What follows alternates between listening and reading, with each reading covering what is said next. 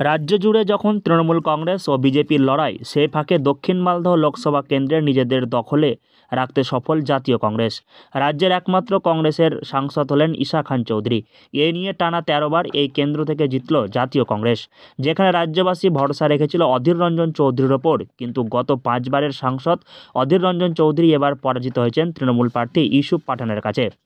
এদিকে দক্ষিণ মালদহ লোকসভা কেন্দ্রটির কংগ্রেসের দখলে যাবে কেউ ভাবতেও পারেনি, কারণ গত 2019-এর লোকসভা নির্বাচনে প্রায় 4,500 ভোটে জয়ী হয়েছিলেন কংগ্রেস প্রার্থী আবু হাসান খান চৌধুরী। দ্বিতীয় স্থানে ছিল বিজেপি প্রার্থী শ্রীরূপা মিত্র চৌধুরী।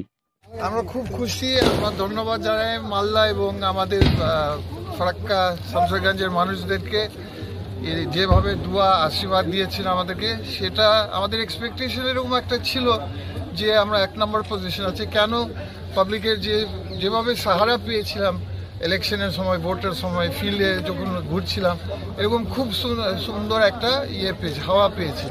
আর তাছাড়া ভোটের পরেও সে সাহারা কমেনি। সবাই যত পাবলিকের সঙ্গে মিশছে বলছে না কংগ্রেস জিতছেন, কংগ্রেস 1 নম্বরে করছে। এবং সবসময় আমাদের মনে রাখতে হবে দুজনের নাম, বরকত গনি খান সাহেব আমার জেঠু, উনি আমাদের যে ইন্ট্রোডাকশন দিয়েছে রাজনীতিকে, আর আমার বাবা যে 4বার সাংসদ ছিলেন মালদাতে, উনিও আসবেন কিছুক্ষণের মধ্যে। আর আমরা খুব খুশি, আর আমরা খুব ধন্যবাদ জানাই যে এরকম ভালোবাসা পেয়েছি মালদার মানুষের এবং ফারাক্কা শামশেরগঞ্জের মানুষের। এরকম এটা একটা ভালোবাসা। 2024-এর লোকসভা নির্বাচনে এই কেন্দ্রে ত্রিমুখী লড়াইয়ের সম্ভাবনা ছিল। অসুস্থতার জন্য এবার ভোটের লড়াই থেকে সরে দাঁড়ান বিদায়ী সাংসদ আবু হাসান খান চৌধুরী। পরিবর্তে এই আসনে তার ছেলে ঈশা খান চৌধুরী লড়াইয়ে নামেন।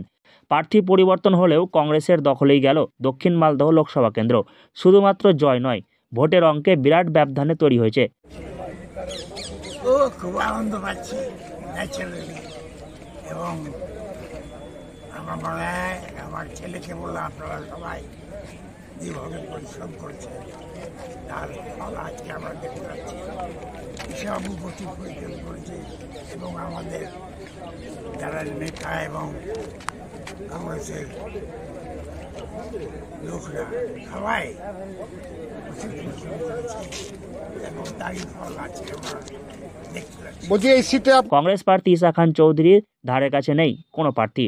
ঈশা খান চৌধুরী 1,28,368টি ভোটে এগিয়ে জয়ী হয়েছেন। দ্বিতীয় স্থানে রয়েছেন বিজেপি প্রার্থী শ্রীরূপা মিত্র চৌধুরী।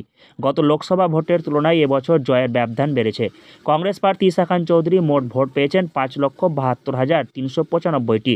বিজেপি প্রার্থী শ্রীরূপা মিত্র চৌধুরী ভোট পেয়েছেন 4,44,027টি।